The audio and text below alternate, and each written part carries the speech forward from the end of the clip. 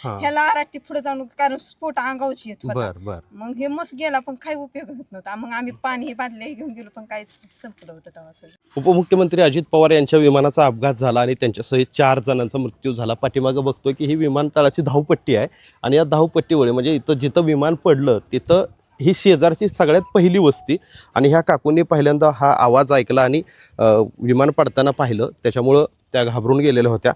काय तुम्हाला दिसलं सकाळी नेमकं? पहिली गोष्ट हे घडायच नको होतं. बर हां कारण हे वाईट घडलं या. हो कारण आज आम्हाला माहिती नव्हतं दादा आहेत त्यात म्हणून. हां आज सगळ्यांचे लाडके दादा आमच्या गुजबाईचे ते लय लाडके होते दादा.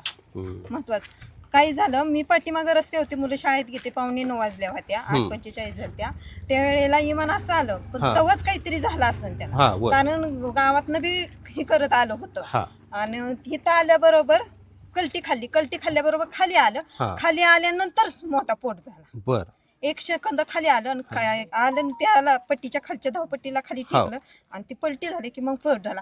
मुलगा आंघोळ करत होता, मी मला वराडली ती का मम्मी वराडली पोट झाले दिसला हे पळतच सुटला. ह्याला आराटी पुढे जाऊन कारण स्फोट अंगावची येत होता. बर बर मग हे मस्त गेला पण काही उपयोग होत नव्हता. मग आम्ही पाणी बादल्या घेऊन गेलो पण काहीच संपलं होतं तेव्हा सगळं. हां ती मग तू पोटमध्ये- सुरुवातीला तिथं पहिल्यांदा हो, पोहोचला गेलो. होता, तिथं गेल्यावरती काय तुला पाहायला मिळालं? काय नाही सगळं जळून राखच झालते, काय स्फोट मोठा झालता. पेट्रोल हे डिझेल सगळं उडलेलं ना बर. लांब लांब पर्यंत, जवळ जाताच येत नव्हतं. हा म्हणजे आगच मोठी भयानक चाललेली की जवळ म्हणजे हायच इतकी मग मोठी तू होती. काय केलं मग इथं सगळं? नाही काही घटनास्थळी काहीच काहीच मग नव्हतं. कोणाला आम्हाला तुम्ही कोणाला कळवलं काय झालं? गळावून फोन ही केले तोपर्यंत सगळे अँब्युलन्स हे त्यांचे विमान सगळेच हा हा लोक त्यांचे आलतेच बर, बर. घटनास्थळी. मग तू इथल्या विमान प्रशासनाच्या अगोदरही तिथं पोहोचलेला होता. हा, आम्ही ते आधीच सीट पोहोचलो ज्यावेळेस तू सेफ्टी सीट होतं तिथं काय परिस्थिती पाहिलं होती नाही विमान? सगळं संपलेलं सगळं काय जाताच येत दिसतच नव्हतं ना नव्हतं. आगीपुढं, कारण जातात लांब काळोखच दिसत पडलं होतं होतं ना सगळं. सगळं काळच झालतं म्हणायचं. आणि त्या बर. दुःख असल्यामुळे त्या इमान चालकाला काही दिशा दिसली असं असं अंदाज. हा कारण ते सर गरके खातच आलं होतं वरनं. आधीच गावात एक वेळा टाकलेला त्यांनी, हा पण इथं आल्यानंतर जागेवर टर्न घेतला ते खालीच आलं जागे, म्हणजे त्यांना रेल्वेचे डायरेक्शनच दिसली ना थोडक्यात. ओके बर.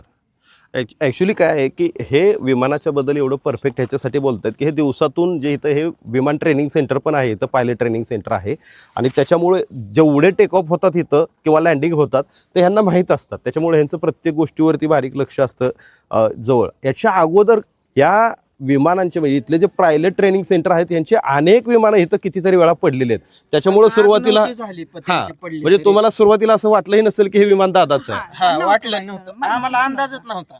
बरं अंदाज नव्हता. नंतर जे त्यांचे बॉडीवर लोकं- आम्ही पाणी टाकतो तर bodyguard- आम्हाला अंदाज नव्हता की दादाच आहेत म्हणून. कारण काही माहितीच नव्हतं ना बॉडीचा चेहरा त्यांची तर काही बॉडी दिसत गाडी नव्हता. आल्यानंतर थोडासा मग मग उडी उडी चुळबुळ सांगायला झाल्यानंतर कळलं की असं घटना झाली. अच्छा. आपण बघतोय की हे सर्व नागरिक आहेत. बारामतीमध्ये अजित पवारांच्या बाबतीमध्ये अपघाताची घटना घडली हेच बारामतीकरांसाठी शॉक होतं. मात्र दादांना काही झालं नसेल असा बारामतीकरांसहित महाराष्ट्रातल्या अनेक लोकांचा एक देवाप्रती त्यांची प्रार्थना होती की दादांना काही झालं नसेल. मात्र विमानांची परिस्थिती पाहिली, या विमानाची झालेला जो अपघाताची भीषणता पाहिली तर दादांसहित त्यांचे सर्व सहकारी जे या विमान दुर्घटनेमध्ये दगावले आहेत. एकंदरीतच ही महाराष्ट्राला अतिशय शोककळेमध्ये पाठवणारी घटना आहे. आजचा दिवस महाराष्ट्रासाठी काळा दिवस उगवला असं सर्व बारामतीकर सांगतात. कारण महाराष्ट्राचा विकास पुरुष म्हणून अजित पवारांची ओळख आहे. सगळ्यात महत्त्वाचं महाराष्ट्रातला सगळ्यात लवकर उठून कामाला लागणारा नेता. अर्थात आजच्या विमानाची टायमिंगसुद्धा तुम्ही जर पाहिलं तर अर्ली मॉर्निंग होतं. म्हणजेच दादा मुंबईतून लवकर उठलेलेच होते आणि ते नेहमीसारखं त्यांच्या कामाच्या रुटीनला होते. आणि ह्या सगळ्या घटनेमुळं संपूर्ण महाराष्ट्रावर शोककळा पसरलेली आपण बघतात. हे सगळे नागरिक बारामतीकर आहेत आणि त्यांचं सकाळपासून अक्षरशः बारामतीकरांच्या डोळ्याचं पाणी तुटत नाही आहे, ही वस्तुस्थिती आहे. काय सांगाल, अशी दुर्दैवी दुर्घटना ऐकायला मिळेल असं वाटलं होतं का? ऐकल्यानंतर ना शॉक म्हणजे असं वाटलं की असं होऊच नाही नसलेलंच असन. तर मग इथं येऊन पाहिल्यानंतर ना लोकांच्या बोलण्यातनं कळलं की दादांचा बी बॉडी त्यात गेलेली आहे. काय सांगाल तुम्ही, अनेक बारामतीकरांचं आणि दादांचं नातं काय हे महाराष्ट्राला सांगायची गरज नाही. काय भावना होत्या बातमी कळाली की विमानात दादा होते? विश्वासच असा बसत नव्हता कोणत्या लोकांना की दादा असू शकतात याच्यात. अजून विश्वास वाटत नाही असं होऊ शकतं. दादासारखा नेता मिळणार नाही आपल्याला आता परत. बारामतीचं तर फारच नुकसान झालं. बारामतीचं महाराष्ट्र फार नुकसान झाले पण आणि महाराष्ट्राचं नुकसान महाराष्ट्र बी झाले. कारण दादांसारखा विकास बारामतीसारखा कोणच करू शकला, कुठलाच नेता करू शकणार नाही. इतकंच नुकसान मोठं झाले, कधीही भरून निघणार नाही.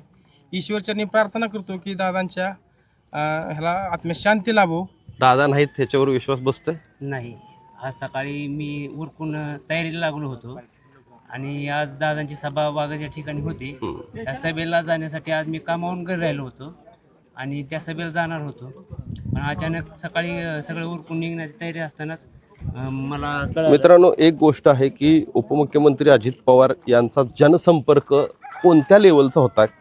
म्हणजे अनेक वेळा असं म्हणतात की उपमुख्यमंत्र्यांच्या समोर एकदा गेलेला माणूस ते परत त्या कामाच्या बाबतीत त्यांना ती गोष्टही सांगावं लागत नसायची की हे पाठीमागचं काम तू माझ्याकडे घेऊन आला होता आणि ते झालंय का नाही झालं.